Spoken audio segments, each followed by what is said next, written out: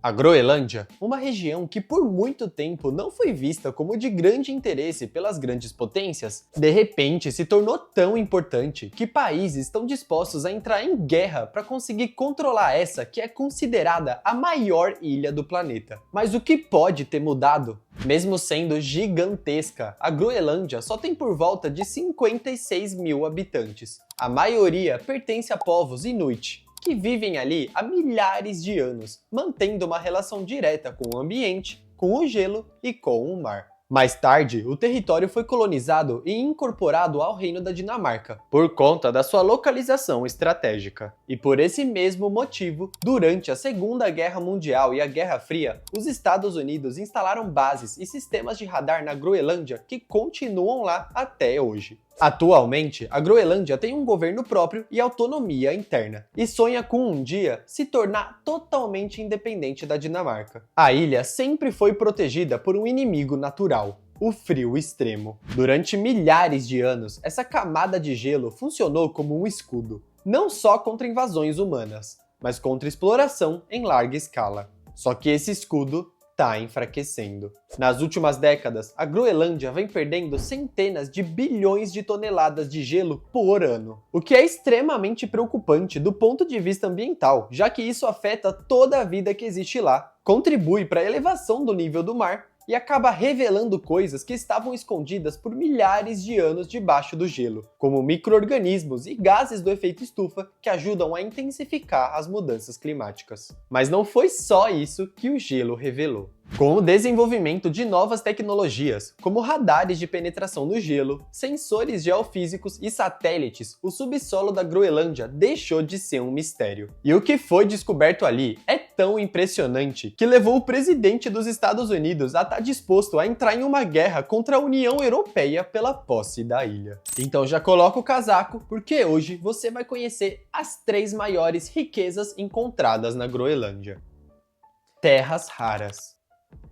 As chamadas terras raras não são raras porque são difíceis de encontrar no planeta. Elas são raras porque é difícil encontrá-las concentradas o suficiente para exploração. E foi exatamente isso que os estudos geológicos confirmaram no sul da Groenlândia. Depósitos significativos de elementos como neodímio, disprósio e praseodímio, que são nomes bem estranhos para nós, mas que são a chave para a construção de carros elétricos, turbinas eólicas, celulares, sistemas de radar e tecnologias militares avançadas. E alguns desses depósitos estão entre os maiores ainda não explorados fora da Ásia. E é aqui que o interesse dos Estados Unidos entra de forma concreta. Hoje, grande parte dessas terras raras vem de poucos fornecedores globais. Reduzir essa dependência é uma questão tecnológica e política.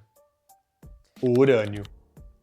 Quando se fala em terras raras, muita gente imagina uma mineração comum. Cavar, retirar o mineral e pronto. Mas na Groenlândia não funciona assim. Em grande parte dos depósitos mapeados no sul da ilha, as terras raras não aparecem isoladas. Elas estão misturadas à rocha junto com o urânio e outros elementos radioativos. Isso muda completamente o tipo de impacto ambiental envolvido. Para separar as terras raras, é preciso triturar enormes volumes de rocha, usar processos químicos agressivos e lidar com rejeitos que continuam radioativos depois da extração. O problema não é só retirar o mineral, é o que sobra. Esses rejeitos precisam ser armazenados por décadas, às vezes séculos, sem contaminar solos, rios, fiordes e áreas de pesca. E tudo isso se torna ainda mais perigoso quando falamos de um ambiente frio, de recuperação ambiental extremamente lenta e com comunidades pequenas vivendo próximas à costa. Qualquer vazamento, mesmo que for pequeno, não se dilui rápido. Ele permanece no ambiente por muito tempo. É por isso que durante anos, a Groenlândia manteve restrições severas à mineração de urânio. Não por ideologia, mas por risco real. Esse é o paradoxo que atraiu atenção internacional. As mesmas terras raras usadas para tecnologias verdes vêm acompanhadas de processos altamente poluentes e radioativos. Ou seja, a transição energética global cria demanda, mas empurra o custo ambiental para lugares distantes, frágeis e pouco povoados. Rotas marítimas. Durante quase toda a história moderna, o Ártico foi uma barreira natural, não como uma fronteira política, mas como uma barreira física. O gelo era espesso, imprevisível e mortal para a navegação comercial. Por isso, navios cargueiros simplesmente não passavam por ali. Se um navio quisesse ir da Ásia para a Europa ou para a América do Norte, ele precisava contornar continentes inteiros, cruzar canais congestionados e viajar milhares de quilômetros a mais. Rotas como o Canal de Suez ou o Canal do Panamá se tornaram vitais, exatamente porque o Ártico era inacessível. Mas isso mudou.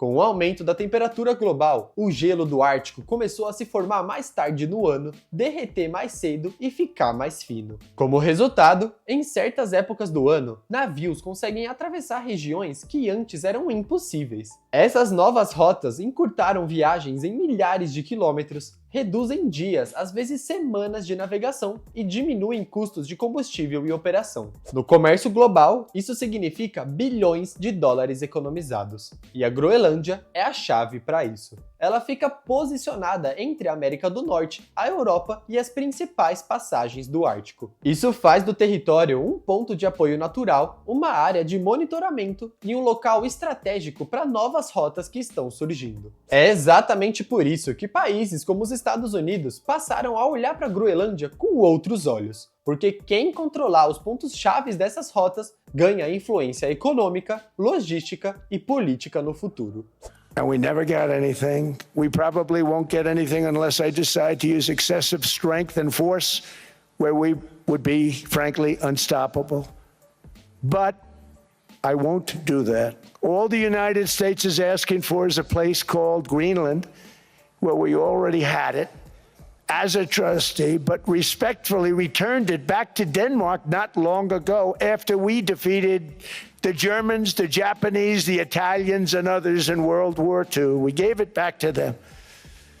We were a powerful force then, but we are a much more powerful force now. After I rebuilt the military in my first term and continue to do so today, we have a budget of $1.5 trillion. Mas essas novas rotas não são boas notícias. Elas só existem porque um sistema climático inteiro está falhando. O gelo que impedia a passagem não era um problema a ser resolvido. Ele era um mecanismo de equilíbrio do planeta.